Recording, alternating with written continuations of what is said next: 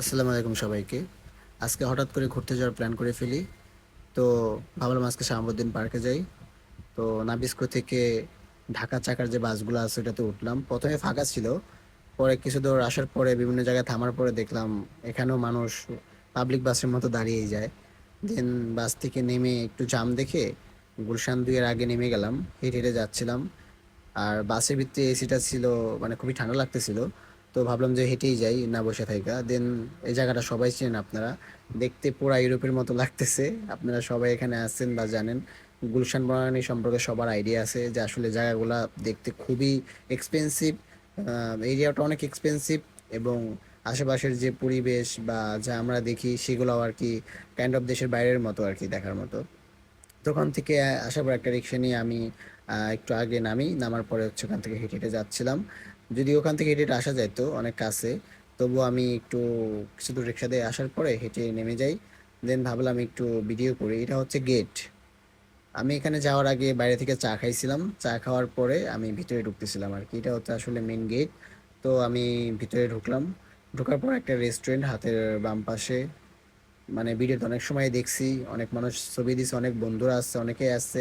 আমার আগে কখনো আসা হয় নাই, আজকে এটা আমার ফার্স্ট টাইম আসা এখানে।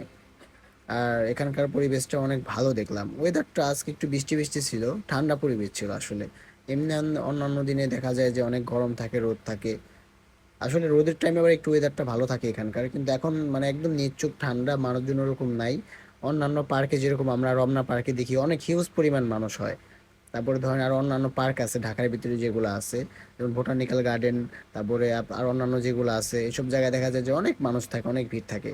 কিন্তু ওই পার্কগুলোর তুলনায় এখানে একটা জিনিস হচ্ছে কি খুবই ভালো লাগছে, যেটা যে কাপলদের যে বিষয়গুলো থাকে একটু বেশি ক্লোজলি থাকে বা অনেক ইস্যুস থাকে। কিন্তু এই পার্কটাতে ওরকম কোনো কিছু আমার চোখে পড়ে নাই। আমি ফার্স্ট টাইম আসছি, আমি জানি না আগে এরকম কিরকম কারো কোনো অভিজ্ঞতা আছে কিনা, বাট আমার এরকম কোনো অভিজ্ঞতা হয় নাই আজকে। এখানে ওরকম কোনো কিছু চোখে পড়ে না। অন্যান্য পার্কে যেরকম ঘটনা ঘটে এরকম ছিল না। খুবই নর্মালি মানুষজন বসে আছে, গার্লফ্রেন্ড বয়ফ্রেন্ড গল্প করতেছে। ওরকম ক্লোজলি বা ওরকম কোনো বিহেভিয়ার কারোর মধ্যে দেখি নাই। তো আমি নেমে নেমে ভাবছিলাম একটু পুকুর পাড়ের ওইদিকে যাই। তো আমি নেমে এইদিকে আসলাম। আসার পর এখান থেকে আশেপাশে ভিউটা ভালোই লাগতেছিল। মানে একদম খোলামেলা জায়গাটা, স্পেসটা কিন্তু অনেক কম, আহামরি বড় না। মানে স্পেসটা যে অনেক বড় তাও না, কিন্তু অল্প জায়গার মধ্যেও মাশাআল্লাহ অনেক সুন্দর, ভালো লাগতেছিল। এখানে কিছু মাছও দেখতে পেলাম, ছোট ছোট মাছ, হয়তো বা সার্সে বড় হয় নাই। তো ঘুরে দেখানোর ট্রাই করলাম। দেন ভাবলাম উপরে যাই, এখানে একটা বুক শপ আছে আর কি, একটা লাইব্রেরি আছে, সবাই এখানে আসে ভিডিও করে ছাড়ে। আমার একটা কৌতূহল জাগলো। পরে আমি মানে হেঁটে হেঁটে যাওয়ার সময় দেখলাম এখানে অনেক মানুষজন আছে, ভিড় করে আছে। তো এটা হচ্ছে সেই লাইব্রেরিটা। আমি যাই নাই ভিতরে, বাট বাইরে থেকে দেখানোর চেষ্টা করতেছি। এখানে অনেক মানুষ ছবি তুলতেছে, তারপরে ভিডিও করতেছে।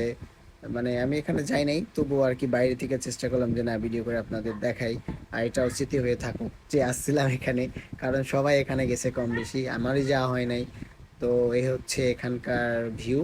মানে খুব সুন্দর, মানে একটা গোল আকৃতির মতো আঁকে, খুব মানে ডিজাইনটা খুব সুন্দর ছিল, দেখতেও সুন্দর।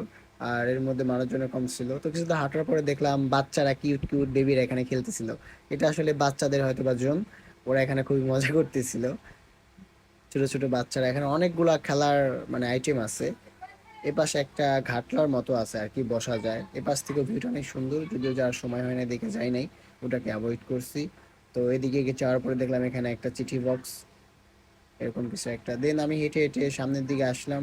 এটা হচ্ছে বের হওয়ার রাস্তাটা, যে আউট গেট যেদিকে আছে ওদিকে যাচ্ছিলাম আসলে। মানে ঘোরাগাড়ি শেষ, তো এই জন্য বের হয়ে যাচ্ছিলাম। তো আমার ভিডিও আজকে এ পর্যন্তই। আশা করি সকলে অনেক ভালো থাকবেন। সকলকে অনেক ধন্যবাদ। আল্লাহ হাফেজ।